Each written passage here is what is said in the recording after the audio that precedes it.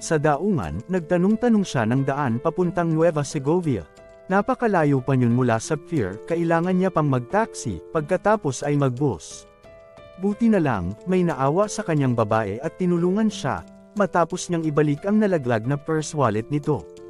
Isinabay siya nito sa taxi, hanggang sa terminal ng bus. Inabutan din siya ng konting pera. Sumakay si Lynette ng bus papuntang Nueva Segovia. Umupo siya sa may likuran. Maya-maya pa, may tumabi sa kanyang lalaki. Papalapit na ang konduktor ng bus para manikit ng pamasahe. Alam ni Lynette na kulang ang kanyang pera. Kaya, kinapalan na niya ang kanyang mukha at kinausap ang katabi para magpalibre ng pamasahe. Hindi naman siya tinanggihan nito. Doon nagsimula ang kanilang pagkukwentuhan. Nagpakilala siyang si Rod, isang seaman, at binata. Naging magaan ang loob ni Lynette sa kanya. Kaya naman, halos buong oras silang nagkwentuhan sa bus. Kinuwento niya ang kanyang buhay, ang kanyang mga karanasan, mga kalungkutan, mga pinagdaanan niyang pang-aabuso sa kanyang pagkababae. Maging ang tunay na ama ni Lindsay, ang kanyang anak na babae. Naanteg ang puso ni Rod sa mga kinuwento ni Lynette. Inabutan ng malakas na hangin at ulan ang kanilang biyahe.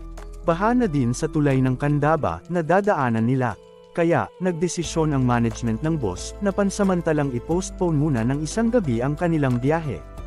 Sinagot din ng management ang hotel na kanilang tutuluyan. At sa may bus station, iniliber ni Rod ng pagkain si Lynette. Binilhan din niya ito ng second-hand cellphone sa baklang tindera. Extra uli sa eksena ang mudra. May load na din niya ito, at inilagay ang kanyang cellphone number. Inabutan din siya ni Rod ng malaking pera. Labis-labis ang pasasalamat ni Lynette sa kanya, pero, may ibang motibo pala ng pasasalamat ang gusto ni Boy Seaman.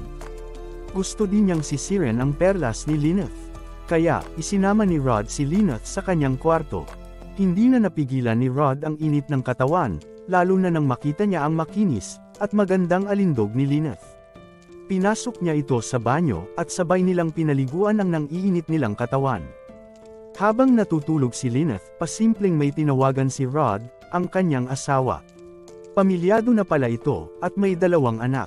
Nagsinungaling lamang siya kay Lynette. Nagpupo si Lindsay, kaya pinalitan siya ng diaper ni Rod, habang natutulog si Lynette. Laking gulat niya nang makitang may lawit ang anak na babae ni Lynette. Isa pala itong baby boy. Kinaumagahan, nagising na lang si Lynette, na wala na si Rod, iniwanan na siya nito. At maging ang perang binigay sa kanya, ay binawi din, maliban sa cellphone.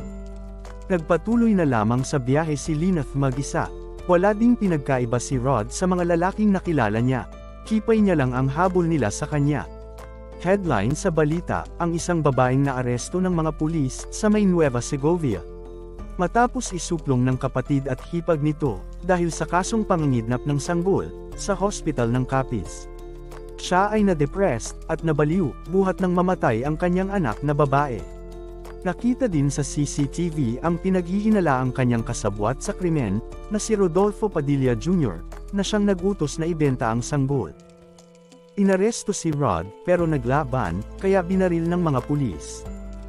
Napag-alaman din, na ang babaeng ito, ang siyang naglagay ng mga lason, sa inumin ng kapitan ng barko, at sa kanyang mga tauhan, na ikinamatay ng mga ito.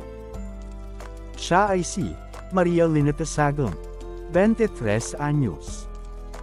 Maganda, bata, at misteryosa.